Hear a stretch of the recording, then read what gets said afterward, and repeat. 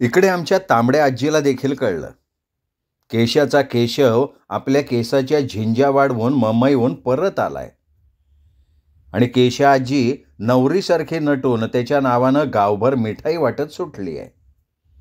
तशी तांबडी आजी पुन्हा रूपाला ओरडून म्हणाली, "अगं रूपा, केशाचा केशव ममईहून झिंज्या वाढवून आलाय आणि केशा नवरीसारखी नटली आहे म्हणे."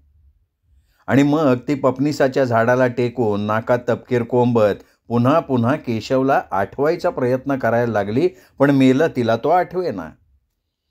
तसं आजीने संध्याकाळी आपल्या सगळ्या पोरांना अंगणात बोलवलं आणि त्यांनी कोणी केशवला पाहिलंय का म्हणून विचारलं, पण सगळ्यांनी नाही म्हणून सांगितलं.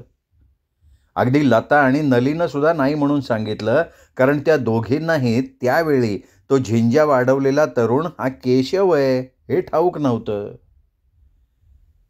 तांबड्या आजीने नंतर रूपाला सुद्धा बोलवलं, केशवबद्दल विचारलं. तिने सुद्धा मी त्याला पाहिलं नाही असं सांगितलं. तशी आजी पुन्हा विचारात गर्क झाली.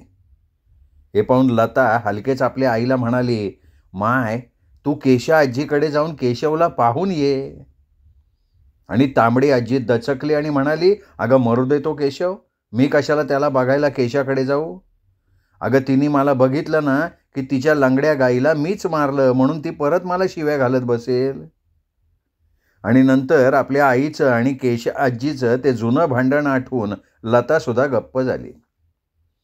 तांबडी आजीसुद्धा केशवचा विचार सोडून आपल्या कामात गुंतली होती, पण तिला त्यावेळी ठाऊकही नव्हतं की ते केशव नामक वादळ आता तिच्या घरात शिरणार आहे.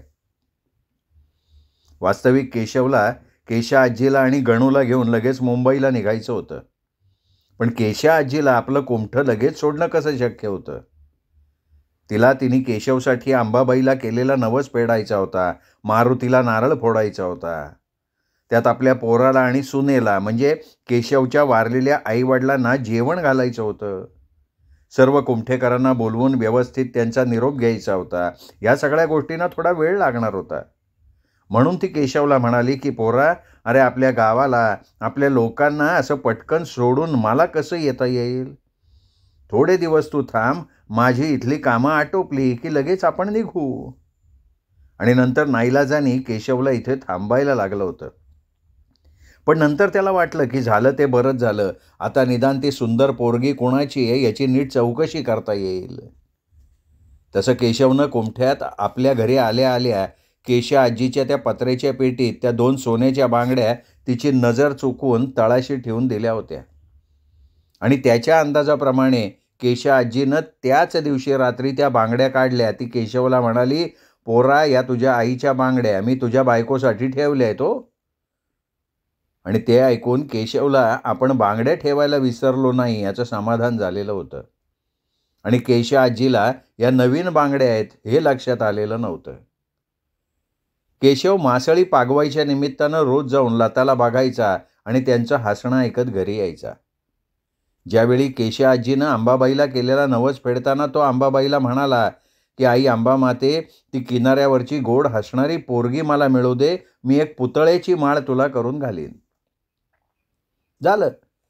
केशवने लताबद्दलचं साकडा आंबाला घातलं आणि आंबाने ठरवलं की ह्यावेळी पुतळ्याची माळ आपण गळ्यात घालून घ्यायची. केशवने त्या मुलीबद्दल गणूला हळूच विचारायचं ठरवलं होतं, पण नंतर त्यांनी तो विचार बदलला. कारण गणू कुठलीही गोष्ट केशा आजीला सांगतो हे त्याला माहिती होतं. केशवला तसा मुंबईतल्या मुलींचा तोटा नव्हता, पण त्याला ही कुमठ्यातली पोर फार आवडली. केशवचे लग्नाबद्दलचे विचार अस्सल कुमठेकराचे होते. आता केशव दारू पित होता, पान खात होता, सिगरेट ओढत होता, पण हे सगळं करताना तो आपल्या व्यक्तिमत्वाचा एक उठून दिसणारा भाग एवढंच त्याचं आपल्या दृष्टीनं या व्यसनाला महत्त्व. परंतु एकदा का गल्ल्यावरनं उठून घरी आलं की तो कधीच पेदी मायपुढे सिगरेट ओढत नसे. रोज रात्री घेणारी दारूसुद्धा तो रात्रीच आपल्या कुटुंबियांसमवेत घेत असे, पण कधी एकट्यानं दारू पिणं की एखाद्या वाईट बाईकडे जाणं हे त्यांनी कधीही केलेलं नव्हतं. त्याच्याजवळ इतका पैसा असतानाही तसले भलते विचार त्याच्या मनातही आले नव्हते. आपली पत्नी, आपली मुलं-बाळं याबद्दलचे त्याचे विचार एका अस्सल कुमठेकराचे होते. ठेवलेली बाईल तमाशातली आणि घरची बाईल देवहाऱ्यातली ही कुमठ्याची म्हण त्याला चांगली ठाऊक होती. केशानं ठरवलं की आपण लग्न करायचं ते त्या सुंदर काळ्या डोळ्याच्या लांब केसाच्या पोरीशी. केशा आजीचा अंबाबाईचा नवस फेडून झाला, मारुतीला नारळ फोडून झाला. आता फक्त पायसाचं म्हणजे खिरीचं गाव जेवण गावाला घालून ती गणूला घेऊन केशवबरोबर मुंबईला निघणार होती. आणि केशवचा त्या मुलीसाठी जीव वर खाली व्हायला लागला. त्याला आता असं वारंवार कुमठ्याला येणं जमणार नव्हतं. त्या मुलीबद्दल काय करायचं ते आत्ताच त्याला ठरवायला हवं होतं. आणि केशवला एकदम गावचे तात्या आठवले. केशवने तात्यांकडे त्या 2 मुलींची चौकशी करायचं ठरवलं. केशवला ठाऊक होतं की कुमठ्यातल्या प्रत्येक घराच्या चुलीपर्यंत तात्यांचा वावर होता. कुमठ्यातलं कुठलं पोर कधी झालं हे त्यांना चांगलं ठाऊक होतं आणि तेच केशवला त्या 2 मुलींच्याबद्दल सांगू शकणार होते. केशवने दुसऱ्या दिवशी तात्यांकडे जायचं ठरवलं आणि तो घरात शिरला. तात्या देवासारखे त्याच्याच कोडाच्या भिंतीला टेकून फुर्र फुर्र करून चहा पीत केशा आजीबरोबर गप्पा मारत बसलेले होते. कुमठ्याचे तात्या हे कुमठेगावचं अजब रसायन. त्यांचं खरं नाव काय होतं देव जाणे, पण सगळं कुमठेगाव त्यांना तात्या म्हणूनच ओळखत होतं. तसं आता कुमठ्यात कुठलंही कार्य असलं की ते तात्याशिवाय पार पडत नसे. अंगात मारुतीचा संचार झालेले तात्या गावाला एखाद्या औषधासारखे लागत. आता समजा कोणाच्या घरी लग्न कार्य असलं की तात्या न बोलवताही त्या लग्न घरी हक्कानं 4 दिवस अगोदर जाऊन राहत आणि नंतर लग्न घरातल्या प्रत्येक व्यवहारात ते आपलं नाक खुपसून मोठ्यांदा सल्ला देत असत. तिथले लहान सहान व्यवहार स्वतः करत आणि 4 पैसे आपल्या कनवटीला मारत. 4 दिवस यजमानांच्या पंक्तीत बसून गोडधोड खात आणि दुपारी रात्री त्या मांडवाखाली अंगणात ताणून देत आणि सकाळी उठल्यावर कुणालाही हाक मारून म्हणत, अगं पारू, लवकर चहा आण, खायला आण, मला खूप कामं पडली आहेत. आणि नंतर असं सांगून ते मजेत दातवणानं दात घासून गरम पाण्यानं तोंड धुत. सर्व आटोपल्यावर सावकाश बसून त्या पारूलनं आणलेला चहा पीत, खायला दिलेलं खात आणि खाऊन झालं की अगोदर तपकिरीचा बार भरीत. त्यानंतर गरम गरम पाण्यानं आंघोळ करून ते घरातल्या कुठल्याही कामाला तयार होत असत. केळीची पानं आणण्यापासून ते पान सुपारी, नारळ, काजू बिया आणण्याचे सगळे व्यवहार तात्या आपल्या हातात घेत आणि मध्ये धुतबुडणाऱ्या घरातल्या पोरांना वडिलकीच्या अधिकारानं ओरडत. घरातल्या तरण्या पोरींना केस नीट विंचरायला सांगत. आता तात्यांच्या घरातल्या या आरेरावेमुळे त्या घराची घरकारीण नाराज व्हायची. आपल्या नवऱ्याजवळ खालच्या आवाजात तात्यांबद्दल तक्रार करायची. पण त्यावेळी तो यजमान हळूच आपल्या पत्नीवर रागवून म्हणत असे, झालं का रखमे पूजत टणटण सुरू? हे बघ, तू तात्यांना काही बोलायचं नाही. तुला कळत नाही आपल्या मुलीचं लग्न आहे आणि तात्यांना तू नाराज केलं तर मारुतीचा कोप आपल्या घरावर होईल. ही साधी गोष्ट तुझ्या लक्षात येत नाही का? बिचारे तात्या बघ आपल्या घरात किती राबतायत. अगं रखमे, तात्या प्रसन्न तर प्रत्यक्ष मारुती राया प्रसन्न. जा आधी त्यांना गरम दूध दे साखर घालून.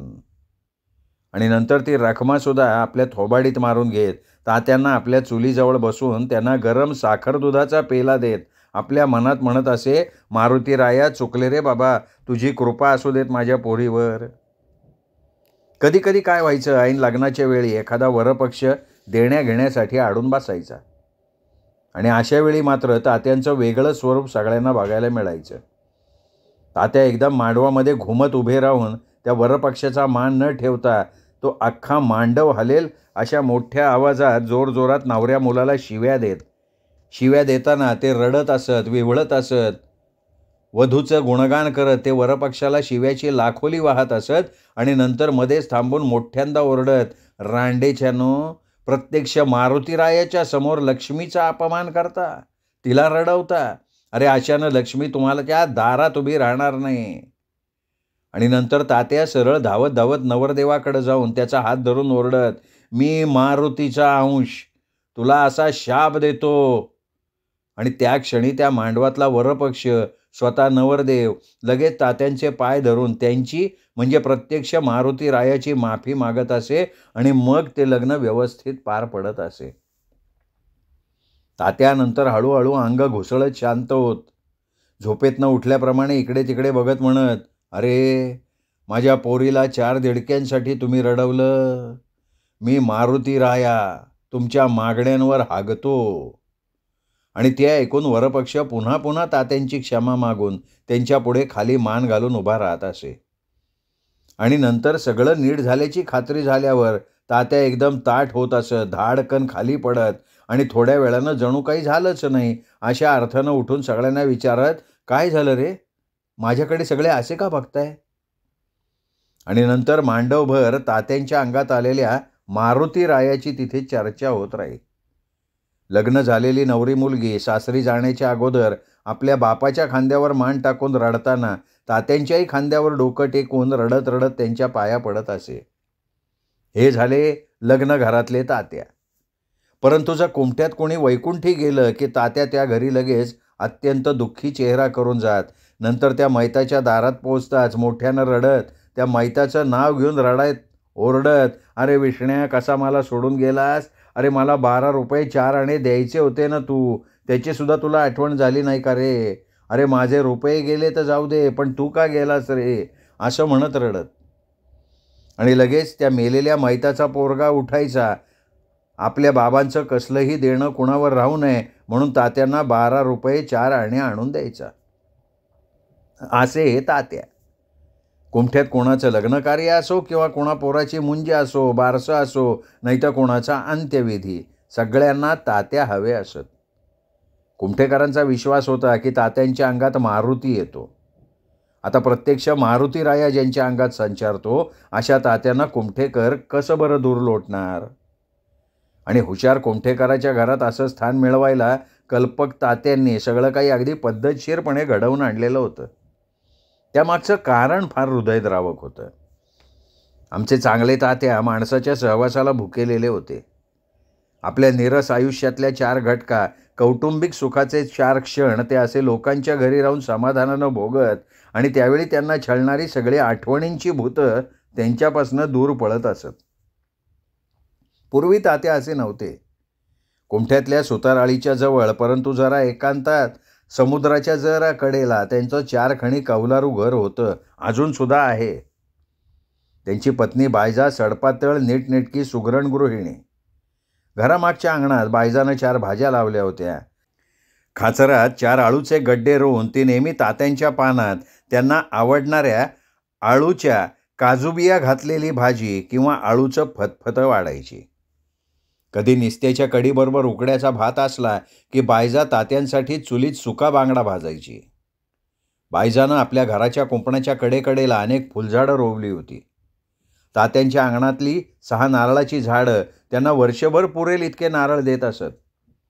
बायजाच्या घराच्या कौलावर चढलेली दुधाची वेल तिच्या धुतलेल्या मासळीचं पाणी पिऊन पिऊन तिच्या घराच्या कौलावर मोठे मोठे दुधी भोपळे ठेवून देत असे. तात्यांचा आणि बायजाचा संसार फार सुखात चालला होता. तात्या गावातल्या सदुभाऊच्या मोठ्या किराणाच्या दुकानात कामाला होते. ते रोज सकाळी न्याहारी करून 8 वाजता दुकानात जात, दुकानाची झाडलोट करून नंतर ते पुड्या बांधण्याच्या कामात बुडून जात. नंतर दुपारी 2 वाजता घाईघाईनं घरी जाऊन बायजाच्या हातचं साधं पण रुचकर जेवण करून ते पुन्हा दुकानात येत. ते एकदम रात्री 9 वाजता घरी जात असत. तात्यांचं आपल्या शांत बायजावर अतिशय प्रेम होतं. बायजाबरोबरचा प्रत्येक क्षण त्यांना विलक्षण सुखाचा वाटत असे.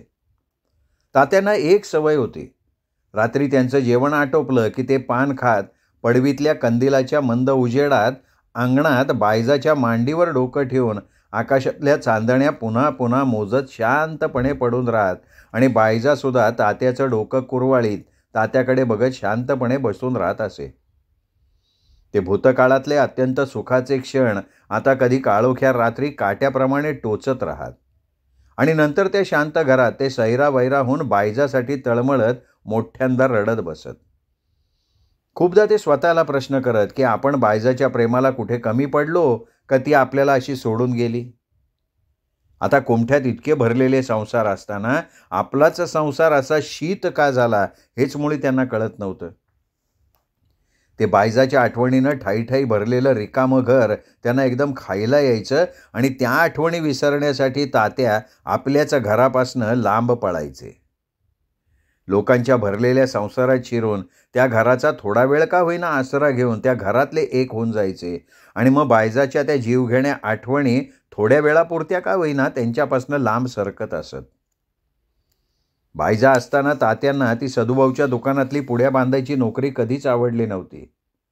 तात्यांना वाटायचं वरच्या आळीतल्या जाड्या राणेच्या नारळी सुपारीच्या बागेसारख्या आपल्यासुद्धा बागा असाव्यात. नंतर त्या बागेतल्या नारळ सुपाऱ्या उतरवून व्यापाऱ्यांना देऊन आपण फक्त रुपये मोजून घ्यायचे आणि बायजाला काय हवं ते ती न मागता घेऊन द्यायचं. आपल्या बायजाला खूप सोन्याच्या दागिन्यांनी मढवायचं आणि नंतर ते कल्पनेनं दागिन्यानं मढलेले आपल्या बायजाचं रूप बघत राहायचे. तात्यांना ती पुड्या बांधायची नोकरी किती नको असली तरी त्या नोकरीचं महत्त्व त्यांना लग्न झाल्यावर कळलं होतं. म्हणून ते दिवसा दुकानात पुड्या बांधत आणि रात्री बायजाच्या मांडीवर डोकं ठेवून आपली स्वप्न रंगवीत. ज्यावेळी बायजाला प्रथमच दिवस गेले त्यावेळी तात्या आनंदानं पार वेडावून गेले. त्यांनी सदुभाऊच्या दुकानातलं एक बाळकृष्णाचं कॅलेंडर त्यांच्याकडून मागून आणलं आणि त्यांनी ते बायजा झोपायची त्या भिंतीच्या अगदी समोर लावून टाकलं. ते बायजेला म्हणाले की बायजा, सकाळी उठल्याबरोबर या बाळकृष्णाला बघायचं म्हणजे आपलं पोरगं ह्या बाळकृष्णासारखं होईल. आताही त्यांच्या घरात तो बाळकृष्ण तसाच भिंतीवर आहे असा तात्यांना भास होत असे. पण त्यांच्या समोर झोपणारी त्यांची बायजा, तिचा मात्र भास तिथे नव्हता. बायजाला दिवस गेले आणि तात्यांनी ठरवलं की आता आपल्या बायजाला काही कमी पडू द्यायचं नाही. त्यांनी लगेच लगलग आपल्या दुकानात घालायच्या कोटाच्या आत 2 चोरखिसे शिवले आणि ते त्या चोरखिशातनं सदुभाऊचा डोळा चुकवून आपल्या बायजासाठी खारीक, बदाम, पिस्ते, खडीसाखर, जर्दाळू काय हाताला लागेल ते त्या चोर खिशात घालून घरी आणायला लागले आणि ते सगळं आपल्या बायजाच्या तोंडात कोंबायला लागले. बायजा असताना तात्या विशेष असे कोणात मिसळत नसत. आपण बरं आपलं घर बरं या वृत्तीचे होते ते. बायजाला 4था महिना लागला होता. त्या दिवशी नेहमीप्रमाणे तात्या न्याहारी करून कामासाठी बाहेर पडले आणि कधी नाही ते बायजा त्यांना म्हणाली की अहो पाऊस खूप पडतोय, नीट सांभाळून जा, नाही तर धोत्रात पाय अडकून पडाल. तात्या बायजाकडे बघत म्हणाले, बायजा अगं मी काय लहान मुलगा आहे का? म्हणे नीट सांभाळून जा.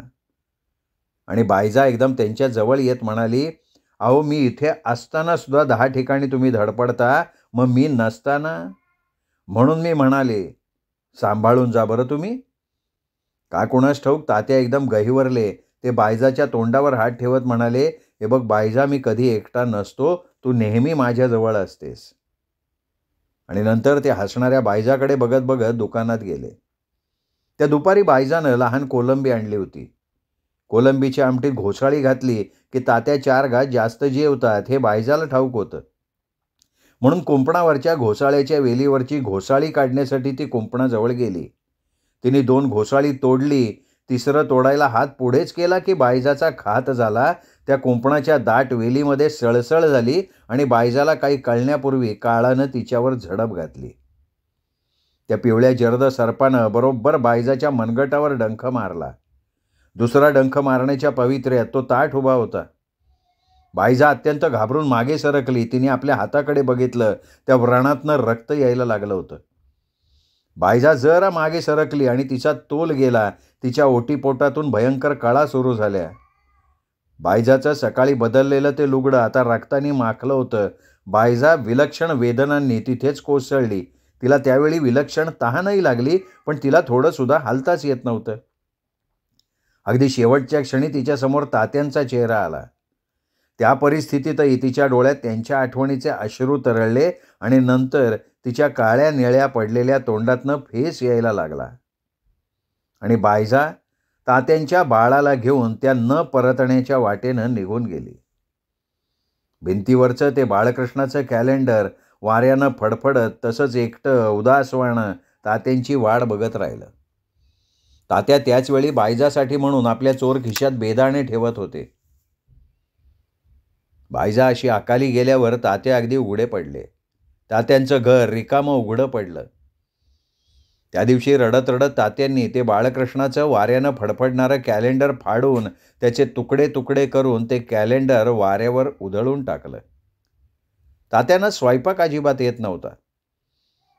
सुरुवातीला कुमठेकरांनी बायजा गेल्यावर तात्यांना जेवणाची ताटं पाठवली. त्यांना जेवायलाही बोलवलं. माझ्या तांबडे आजीनेही त्यांना 2-3दा जेवायला बोलवलं. पण पुढे हे सगळं थांबलं. कुमठेकर तरी किती दिवस तात्यांना पोसणार. आता कोणी कुमठेकर तात्यांना दुपारी भेटला तर तो आपलं तोंड चुकवून पुढे जात होता. तात्यांना हे सगळं कळत होतं. पांडुरंगाच्या हॉटेलातलं ते सोडा घातलेलं जेवण तात्यांचं पोट बिघडवत असे, त्यामुळे त्यांना सतत वायूचा त्रास होत राही. पुष्कळ कुमठेकरांनी त्यांना दुसऱ्या लग्नाचा सल्ला दिला होता, पण आता तात्यांना अगदी वैराग्य आलं होतं. त्यात ते आपल्या बायजाची जागा कोणालाही देऊ शकत नव्हते. पुढे पुढे तात्यांना कुमठेकरांच्या गरम जेवणाची सतत आठवण यायला लागली.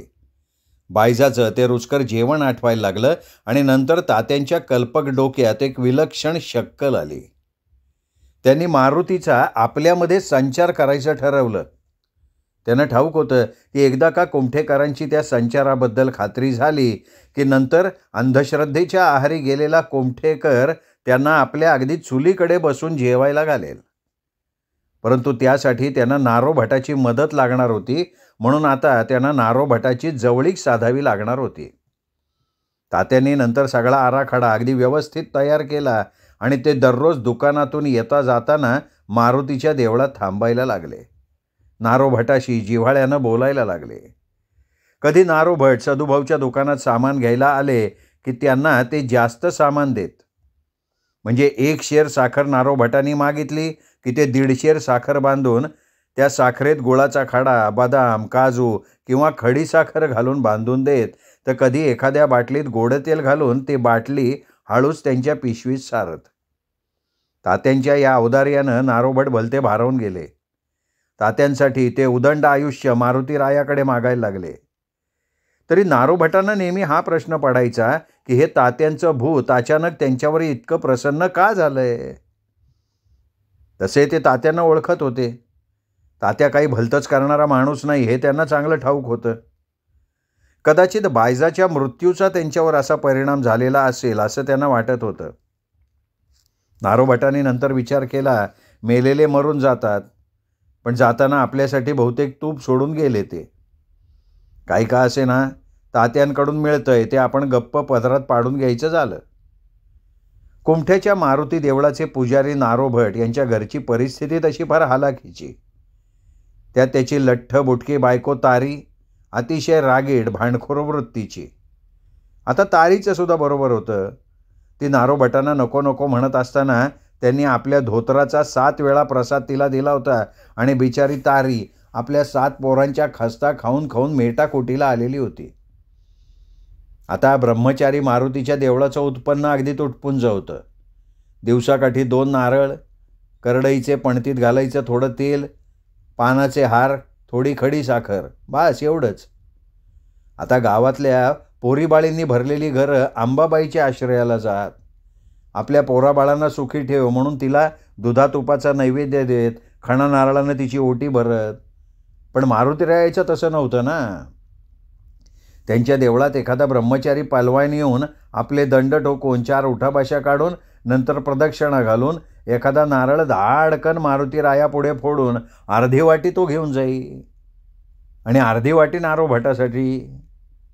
मग आता त्या अर्ध्या वाटीत तारी तरी काय काय म्हणून करणार.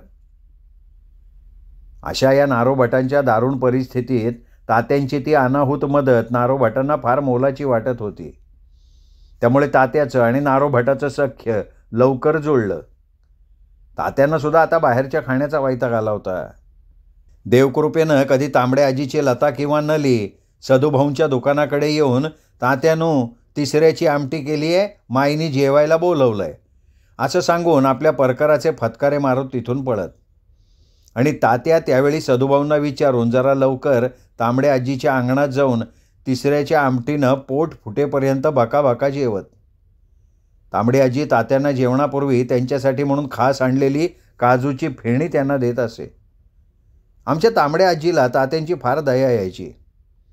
तसं तात्यांना ठाऊक नव्हतं, पण जेव्हा बायजाला आपल्याला दिवस गेलेत हे कळलं त्यावेळी ती तात्या दुकानात गेल्यावर एकदा भीत तांबड्या आजीच्या अंगणात आली. तांबड्या आजीला हाकारून खाली मान घालून एवढंच म्हणाली की, तांबडे माय, माझे दिवस पुरे झाल्यावर माझं बाळणपण करशील ना गो. आणि तांबड्या आजीनी ते मायेनं कबूल केलं होतं. त्या दिवशी दुधातले पोहे खाताना बायजा हळूवार झाली आणि आजीला म्हणाली, तांबडे माय, मला या बाळणपणात काही होणार नाही ना, नाही तर हे एकदम एकटे पडतील. आत्ता जरा कुठे यांनी घरचं खाऊन अंग धरलंय गो. तांबडी आजी बायजाला समजावत म्हणाली, बायजे अगं मला 7 पोरं झाली, पण मी अजून तुझ्यासमोर धडधाकट आहे ना. विनाकारण तू चिंता करू नको. तुझ्या बाळणपणात तात्याच्या जेवणाचं मी पाहीन. आणि नंतर त्या दिवशी बायजा आजीच्या पाया पडून गेली ती गेली. तांबडी आजी नंतर हे सगळं आठवून महिन्यातून 4-5 वेळा तरी तात्यांना जेवायला बोलवत असे. पण तिने इथे बायजा येऊन गेली ही गोष्ट तात्यांना कधीच सांगितली नाही. विनाकारण कोणाला दुःख देणाऱ्यापैकी माझी आजी नव्हतीच. नारो भट 7 पोरांचे बाप असले तरी 30-35चे तरुण, गोरेपान, उंचे पुरे होते. त्यांच्या मानानं तारा बुटकी होती, लठ्ठ होती. ही तारी आपल्या फाटक्या संसाराला विटली होती. सकाळ झाली की मोठं पातेलं भरून पेज शिजवायला ती चुलीवर ठेवत असे. नंतर दिवसभर ती पेज आणि तोंडी लावायला खोबऱ्याचा तुकडा ती सगळ्यांना वाढायची, आपणही खायची. आणि आपल्या पदरी एवढी पोरं घातली म्हणून नारो भटाला शिव्या घेत राहायची. त्यावेळी नारो भटांना वाटायचं की आता तारीला 7 पोरं झाली, यात आपली काय चुकी आहे. उलट तारीची सगळी चूक. आता गावात इतक्या बायका आहेत, त्या दररोज आपल्या नवऱ्याजवळ असतात, पण त्या सगळ्यांना 2-3च पोरं आहेत. पण ह्या आपल्या तारीला आपण जरा जवळ घेतलं की हिचं पोट लगेच वर येतं. आता ही काय आपली चुकी आहे का. ही तारीसुद्धा त्या तांबड्या आजीच्या वंशाची असावी. आता नारो भटही पुरुष होते. ते रात्री तारीला जवळ घेत तिला कुरवाळत. पण तिच्या लुगड्याला हात घातला की ती एकदम दूर लोटायची, रागानं ओरडायची, अगं बाई काय म्हणू या कर्माला. अहो सोन्याचा हंडा गावलाय का तुम्हाला. आता 8वं कार्ट जन्माला घालायला निघालात. गप झोपा जाऊन तिकडे. एवढं बोलून तारी रागारागानं आपल्या पोरांच्या घोळक्यात जाऊन झोपे. नारोभट मात्र रात्रभर तळमळत बसत. तसं बघता तारीपेक्षा नारोभटांचे दुहेरी हाल झाले होते. एक त्यांच्या पोटाचे आणि दुसरे शरीराचे. आणि दोन्ही गोष्टीत ते उपाशी असताना ते घडलं होतं. आता नारोभट कधी मारुती रायाला म्हणत की अरे माझ्या मारुत्या, तुला बायकोची गोडी कळणार नाही, पण मला ती ठाऊक आहे ना. पण काय गोम झाली आहे, तू काही मला पोटभर जेवण देत नाहीस आणि तारी मला शरीर सुख देत नाही. बाबा आता तूच काय तो यातनं मार्ग काढ. आणि मारुतीला नारोभटांचं बोलणं पूर्णपणे पटलं होतं आणि नंतर त्यांनीच त्यांच्या शरीर सुखाची छान सोय केली होती. काय झालं होतं, मारुतीच्या देवळासमोर असलेल्या पिंपळ्या वाड्यातल्या काशी आजीची मंजुळा नवरा नांदवत नाही म्हणून माहेरी माघारी आली होती. ही मंजुळा दिसायला देखणी होती, तरुण होती. तिला मूल होत नव्हतं. त्यामुळे तिच्या सासूनं तिच्या नवऱ्याला म्हणजे आपल्या मुलाला डॉक्टरकडे नेलं होतं आणि दुर्दैवानं दोष मंजुळेत निघाला होता. आता मंजुळाच्या नवऱ्याला आपल्या दह्यातल्या भाकरीसारखी गोड मंजुळा खूप आवडत होती, पण त्याचं त्याच्या म्हातारी पुढं काही चाललं नाही. त्याला दुसरा पाठ लावायला लागला. त्यांनी मंजुळाला आपल्या घरी राहा म्हणून सांगितलं, पण तरुण मंजुळेला आपल्या मरतुकड्या नवऱ्याच्या आणि काठीसारख्या हडकोळ्या सवतीच्या बंद खोलीचं दार रात्रभर बघत उपाशी बसायचं नव्हतं. तिने लगेच सरळ सरळ आपली दोरीवरची 2 लुगडी पिशवीत घातली आणि कोमठ्याची वार पकडली. तरुण मंजुळा नवऱ्याला सोडून माघारी आली आहे कळल्यावर कोमठ्यातले सगळे तरुण आणि म्हातारेसुद्धा काशी आजीच्या वाड्याच्या समोरनं फिरायला लागले. तसं लाल तिखटासारखं असलेल्या मंजुळेनं जेव्हा त्या सगळ्यांना शिव्यांची लाखोली वाहिली आणि 2 कुमठेकरांना धोपाटण्यानं धोपटलं, तेव्हा कुठे तिच्या घरापुढची वर्दळ थांबली. मंजुळा कुमठ्याच्या चांगल्या संस्काराची तरुणी होती. माहेरी आल्यावर गावातली कामं करून ती 4 पैसे मिळवायला लागली. आता काशा आजीचा पिंपळेवाडा अगदी मारुतीच्या देवळाच्या समोर होता, त्यामुळे मंजुळेची आणि नारोभटांची येता जाता नेहमी नजर भेट व्हायची. नारोभट नेहमी फक्त धोतर नेसून वर उघडे बंब असायचे, फक्त एक जानवं त्यांच्या छातीवर रोळायचं. मंजुळेंनी लहानपणापासून बघितलं होतं नारोभटांना. काशी आजी कधी संध्याकाळी देवळात जाऊन त्यांच्याशी गप्पा मारत बसायची, पण मंजुळा त्यांच्याशी कधी विशेष बोलत नसे. परंतु आता संसाररूपी अमृत चाखलेल्या मंजुळाला गोरेपान उंचेपुरे नारोभट एकदम वेगळे दिसायला लागले आणि नंतर मंजुळा येता जाता नारोभटाकडे बघून हसायला लागली. आता नारोभटसुद्धा स्वतःला किती म्हणून सांभाळणार. अहो, जिथे ऋषीमुनी हारले तिथे बिचाऱ्या नारोभाटाची काय कथा. एकदा ते सरळ मारुती रायापुढे उभे राहिले आणि म्हणाले, मारुती राया, तू ब्रह्मचारी आहेस, कारण तुला तारी किंवा मंजुळा भेटल्या नाहीत, पण त्या मला भेटल्या आहेत. आता तारी मला जवळ घेत नाही, म्हणून मी मंजुळाकडे जाणार. देव म्हणतो, भुकेल्यांना तहानलेल्यांना अन्न द्या, पाणी द्या, म्हणून मी माझी आणि मंजुळाची भूक शांत करायला जातोय. मी येईपर्यंत देऊळ सांभाळ. आणि काशी आजी झोपली असताना नारोभट मंजुळाकडे गेले आणि नंतर जातच राहिले. एकदा तात्यांना आपलं हे गुलाबी गुपित सांगून नारोभट तात्यांना म्हणाले, तात्या, मी हा असा व्यभिचार करतो आणि नंतर मारुती रायाची पूजा करतो. माझ्यावर मारुती रायाचा कोप नाही ना होणार. आणि तात्या तपकिरीचा बार मारत म्हणाले, हे बघ नारो, अरे मारुती ब्रह्मचारी आहे ना. तू मंजुळाकडे जाऊन काय करतोस हे त्याला कळणार नाही. तू बिंदास जा, काही कोप वगैरे होत नाही. माणसानी सगळं सुख भोगावं, नाही तर माझ्यासारखं सगळं अर्धवट राहतं. अशा प्रकारे नारोभटाचं मंजुळाचं सगळं आलबेल चाललं होतं. आता तात्यांनी ज्यासाठी नारोभटाची जवळीक साधली होती ते कार्य आता ते नारोभटाला सांगणार होते. पण दुर्दैवानं अचानक एक अघटित घडलं. त्या दिवशी म्हातारे सदुभाऊ जरा बरं वाटत नाही म्हणून घरी राहिले. त्यांचा मोठा मुलगा बाजी त्या दिवशी दुकानाच्या गादीवर म्हणजे गल्ल्यावर बसला होता. त्या दिवशी तात्यांनी नारोभटाच्या पिशवीत घातलेली तेलाची बाटली, बदाम, काजू सगळं काही बाजीनं हेरलं. आता वेळ निभावून नेण्यासाठी त्यावेळी नारोभटाकडे पैसे सुद्धा नव्हते. तत्क्षणी बाजीने तात्यांची मानगुड धरली, त्यांना दुकानातनं बाहेर काढलं. नारोभटाने गायावाया करून आपली सुटका करून घेतली आणि ते तात्यांकडे न बघता स्वतःच्या घराकडे पळत गेले. पण तात्यांची अनेक वर्षाची नोकरी एका सेकंदात गेली आणि बेकारीचा भयानक भविष्यकाळ त्यांच्यापुढे आ वासून उभा राहिला. तात्यांना बाजीने कॉलरला धरून दुकानातनं बाहेर काढलं, तरी देखील त्यावेळी तात्यांनी बाजीची थोडीसुद्धा माफी मागितली नाही. उलट आपली धुळीत पडलेली टोपी उचलली, डोक्यावर ठेवली आणि त्यांनी सरळ स्वतःच्या घराचा रस्ता धरला. त्या संध्याकाळी तात्या आपल्या शांत घराच्या पडवीत खांबाला टेकून बसले होते. त्यांना तहान लागली होती, पण उठून पाणी घेऊन प्यायची ताकद त्यांच्यात उरली नाही. हळूहळू तिन्ही सांज होत आली तरी तात्या तिथेच बसून होते. नोकरी गमावल्याचा आघात त्यांना फार लागला होता. संध्याकाळ सरली आणि लक्ष्मी घराघरात शिरली आणि तिला वाट दाखवण्याकरता घराघरातून पडवीच्या खांबावर कंदील लटकले. फक्त तात्यांचं घर मात्र संपूर्ण काळोखात बुडालं होतं.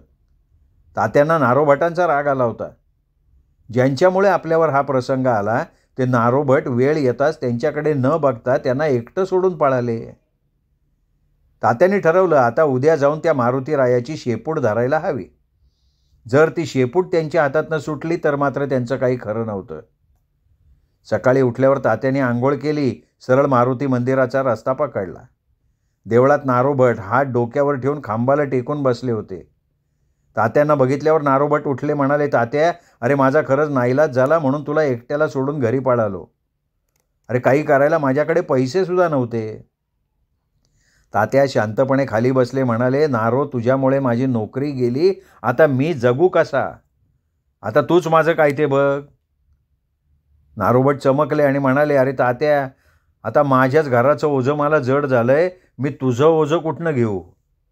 त्यात तारी तुला माहिती आहे, ती डावभर पेज आणि मुंगीभर खोबऱ्याचा तुकडा तुला देणार नाही.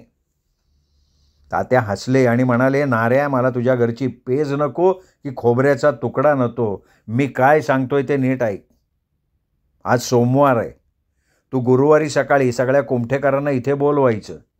त्यांना सांगायचं, काल मारुती रायाने तुला दृष्टांत दिला. मारुती रायानं तुझ्या स्वप्नात येऊन आपली छाती फाडून आपल्या छातीमधले राम, सीता, लक्ष्मण दाखवून ते म्हणाले की मी गावातल्या तात्यावर प्रसन्न झालोय. आजपासनं त्यांच्यामध्ये माझा संचार होईल. मला कुमट्याचं भलं करायचं आहे. त्यामुळे ह्यापुढे कुमट्यात कुठलंही कार्य असलं तरी तात्याला म्हणजे अप्रत्यक्षपणे मला बोलवायचं. तात्या म्हणजे प्रत्यक्ष मी आहे असं समजायचं. आणि जो कोण मी सांगतो तसं करणार नाही त्याचा मी पुरा सत्यानाश करीन, त्याच्या घराची राख रांगोळी करीन.